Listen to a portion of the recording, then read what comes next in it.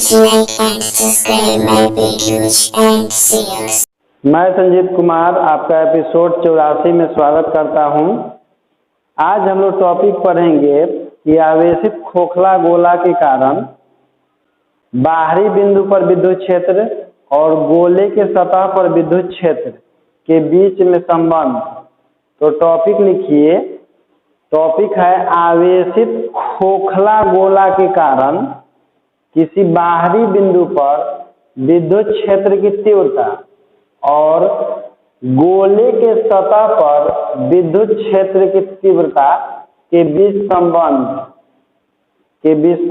तो देखिए, सबसे पहले क्या करेंगे कि हम एक आवेशित खोखला गोला बना लिए हैं जिसका केंद्र O है और इसका त्रिज्या R है, जिसके सतह पर Q आवेश है और इससे R दूरी पर कोई बिंदु P है, R दूरी पर कोई बिंदु P है जहां पर विद्युत क्षेत्र का मान जो है 1/4 पाई एप्सिलॉन नॉट Q/R² है। तो हमको इस विद्युत क्षेत्र और इस विद्युत क्षेत्र के बीच में संबंध निकालना है।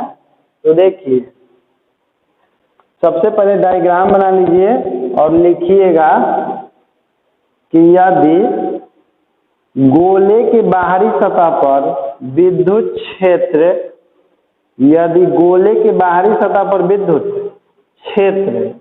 की तीव्रता, यदि गोले के बाहरी सतह पर विद्युत क्षेत्र की तीव्रता E सरफेस बराबर 1/4 पाई एप्सिलॉन नॉट और Q/R² हो तो देखिए, यदि R² यहाँ पर होता है तो इसको यदि हम लोग इधर इंटू में भेज देते क्या हो जाएगा, E सरफेस इंटू R² बराबर Q/4 पाई एप्सिलॉन नॉट। इसको हम लोग मान लें इक्वेशन 1। इसके बाद पॉइंट दूसरा लिखिएगा कि आवेशित खोखले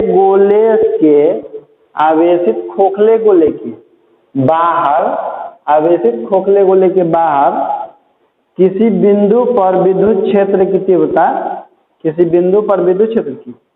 तीव्रता, E आउट बराबर 1/4 पाई एप्सिलॉन नॉट और Q/R² हो तो इससे देखिए क्या हो जाएगा, E आउट इंटू R² बराबर हो जाएगा Q/4 पाई एप्सिलॉन नॉट। इसको हम लोग मान लेंगे समीकरण 2। अब देखिए, दोनों के बीच हमको संबंध निकालना है, बाहरी बिंदु पर और सतह पर विद्युत क्षेत्र के बीच। तो देखिए, दो समीकरण प्राप्त किए हैं, दोनों का आरसीएस बराबर है Q/4 pi epsilon not Q/4 pi epsilon. तो हम लोग दोनों का एलएचएस बराबर कर देंगे समीकरण 1 एवं 2 से। तो लिखिए समीकरण 1 एवं 2 से, समीकरण 1 एवं 2 से, 1 एवं 2 से देखिए कितना हो जाएगा, E सरफेस इंटू R² बराबर E आउट इंटू R²। तो यह तो एक समीकरण हो गया विद्युत क्षेत्र के बाहरी सतह और आंतरिक सतह पर के विद्युत क्षेत्र के संबंध के लिए। इसी को हम लिख सकते हैं, देखिए E सरफेस बटा में E आउट बराबर क्या हो जाएगा, R² बटा में R²। तो इस फॉर्मूला का कब हम लोग इस्तेमाल करते हैं, जैसे मान लीजिए कि यदि बाहरी बिंदु पर विद्युत क्षेत्र का भी मान दिया हो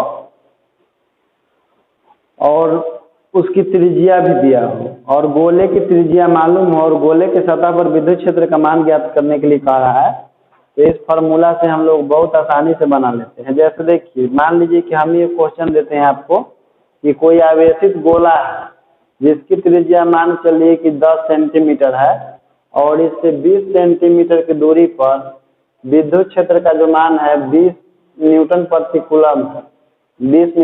कूलम है। ध्यान से क्वेश्चन सुन लीजिए। जैसे एक गोला है, आवेशित खोखला गोला जिसकी त्रिज्या R है, यानी कि 10 सेंटीमीटर है और इसके केंद्र से 20 सेंटीमीटर की दूरी पर कुछ पॉइंट है जहां पर विद्युत क्षेत्र का मान 20 न्यूटन प्रति कूलम है। तो बताएं कि इसके सतह पर विद्युत क्षेत्र का मान कितना होगा। तो देखिए इसके सतह पर विद्युत क्षेत्र का मान ज्ञात करने का फॉर्मूला क्या होगा, ई सरफेस बराबर ई आउट कितना हो जाएगा आपका, देखिए होता है स्मॉल आर बटा capital R square. Small R जो है केंद्र से बाहरी बिंदु की दूरी होती है और कैपिटल आर जो इसकी त्रिज्या होती है। तो हमको देखिए सब का मान रख दीजिए, आर का मान कितना है तो 20 है, तो क्या हो जाएगा 20 का स्क्वायर 400 और 10 का स्क्वायर कितना हो जाएगा 100 हो जाएगा। और ई सरफेस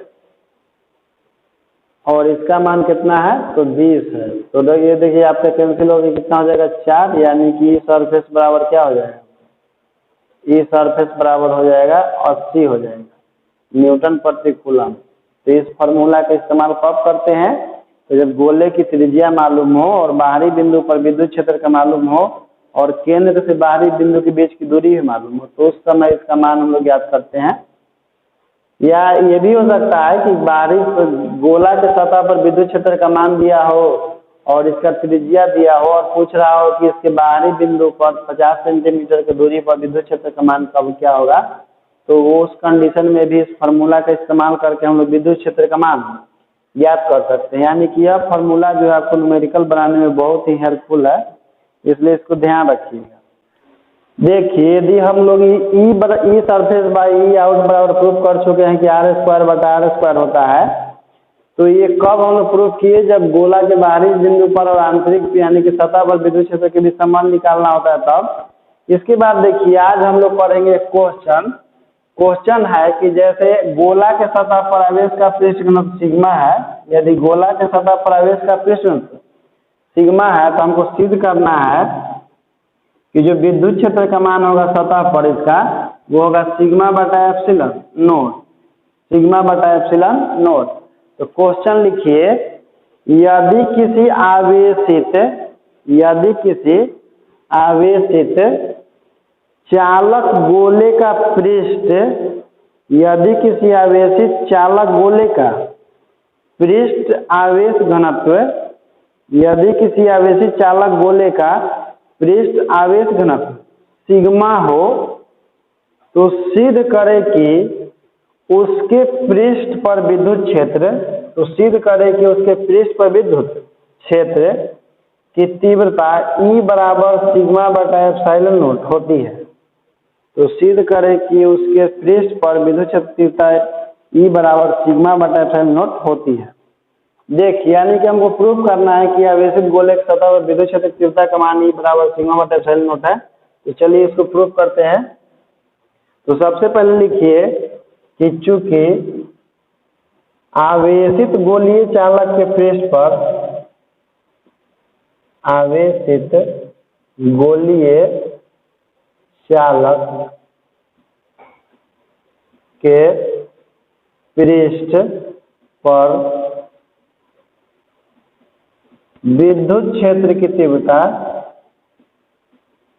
विद्युत क्षेत्र की तीव्रता E बराबर 1 बटा 4 पाई एप्सिलॉन नोट Q बटा आर स्क्वायर, जहाँ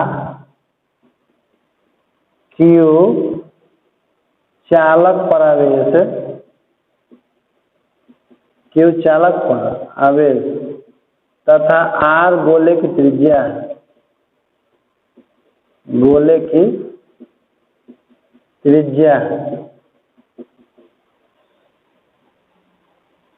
चूंकि हम लोग जानते हैं कि सिग्मा बराबर होता है आवेश और बटा में क्षेत्रफल होता है, आवेश बटा में क्षेत्रफल होता है।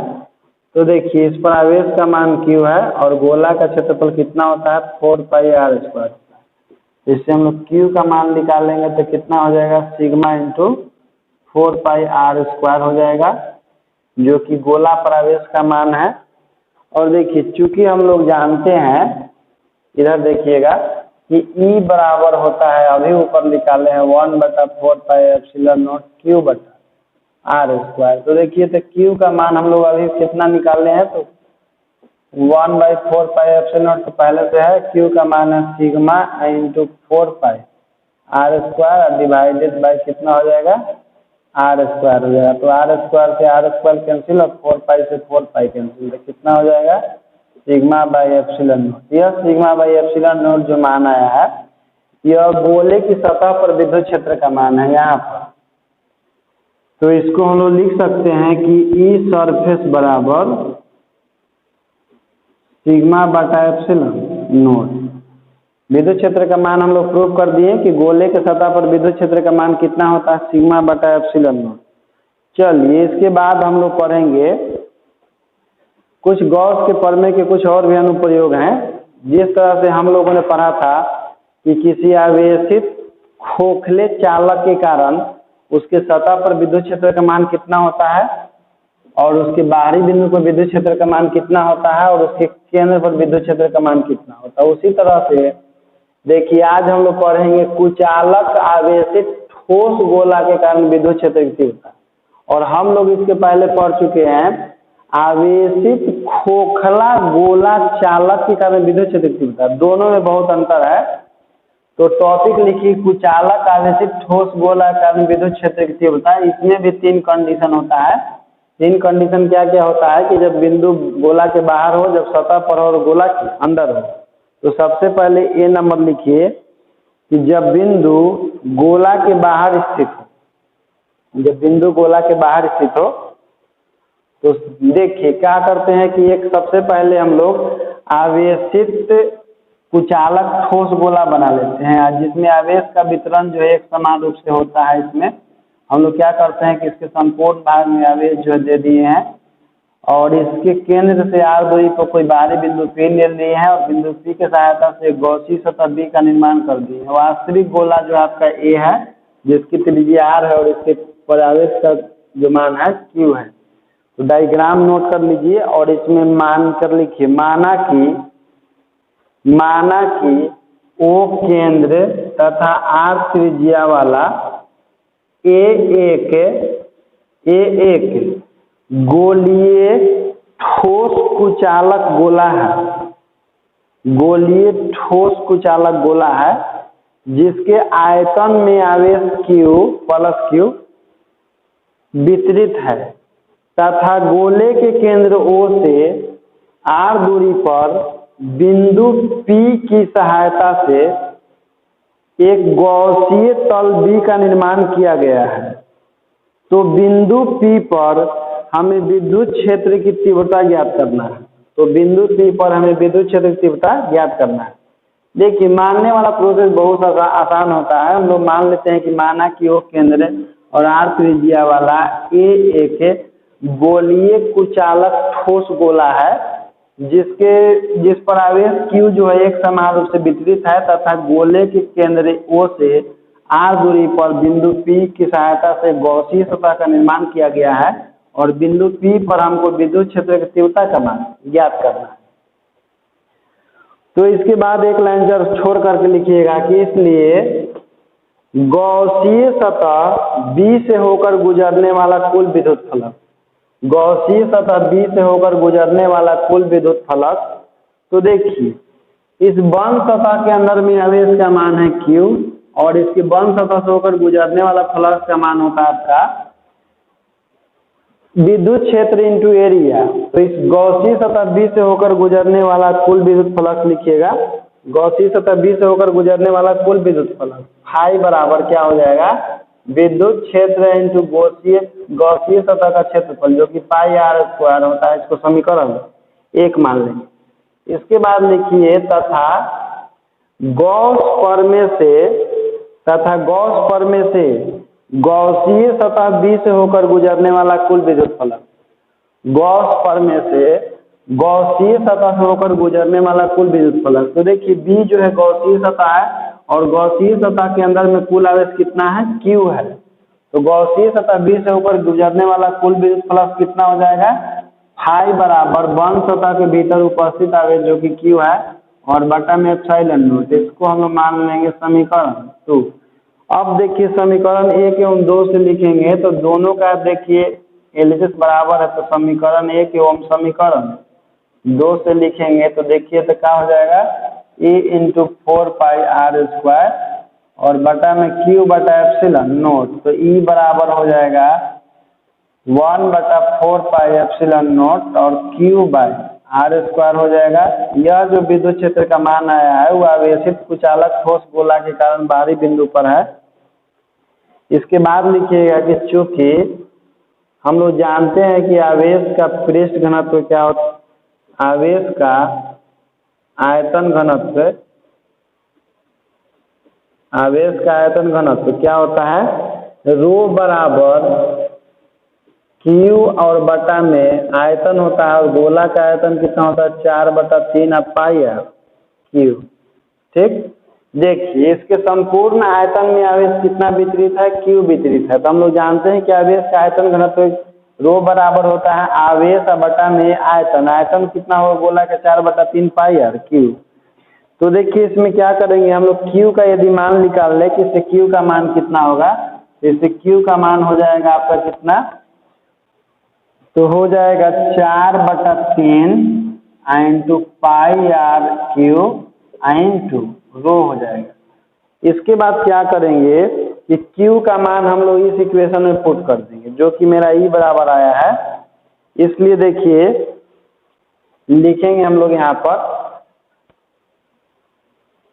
चूंकि E बराबर कितना है मेरा 1/4πε0 और Q बाई आर स्क्वायर है, स्मॉल आर स्क्वायर है, क्योंकि यहाँ पर हम निकाल रहे हैं E बराबर 1/4πε0 Q बटा आर स्क्वायर।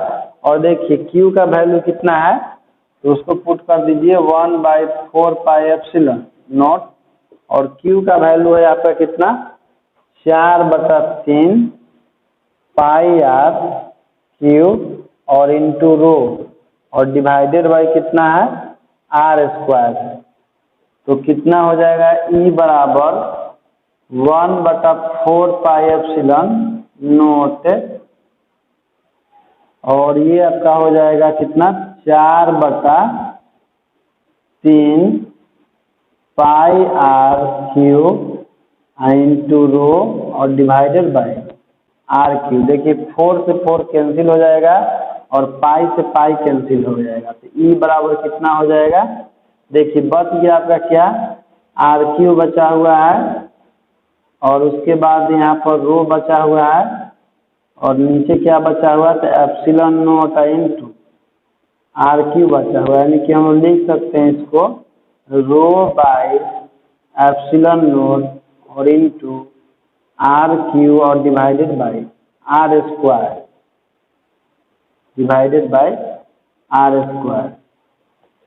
ये जो हम लोग विद्युत क्षेत्र का मान निकाले हैं, यह आपका यहाँ पर 3 भी बचा हुआ है, 3 मिस्टेक से छूट गया हमसे, देखिए यहाँ पर 3 भी इसलिए हम लिख लेंगे, तो इसको लिख लीजिए। देखिए यह जो विद्युत क्षेत्र का मान आया बाहरी बिंदु पर है, इसलिए हम लोग इसको फाइनली क्या लिखते हैं E आउटसाइड बराबर कितना हो जाएगा रो और इंटू आर क्यू और डिवाइडेड बाई 3 एप्सिलॉन नोट और इंटू आर स्क्वायर।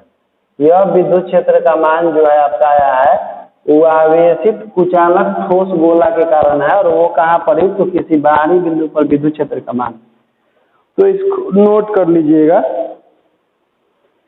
इसके बाद हम लोग अगला वीडियो में पढ़ेंगे, इस वीडियो में इतना ही।